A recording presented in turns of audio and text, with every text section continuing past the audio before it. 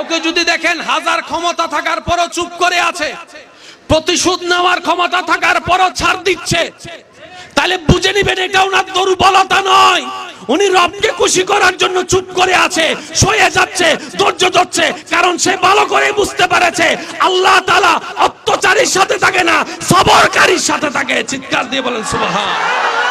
প্রকাশ দুই ভাবে হয়, একটা নিজেরটা নিজে করা, আর একটা হচ্ছে আপনারটা আল্লাহ করে দেওয়া। কোনটা উত্তম ভাই জোরে বলেন? আপনার প্রকাশটা যদি আল্লাহ করে দেয় এর চাইতে কোনো উত্তম আছে? আল্লাহ কারটা প্রকাশ করে শুনুন, যে নিজেরটা গোপন রাখে আল্লাহ তারটা প্রকাশ করে। আর একটু জোরে বলেন না।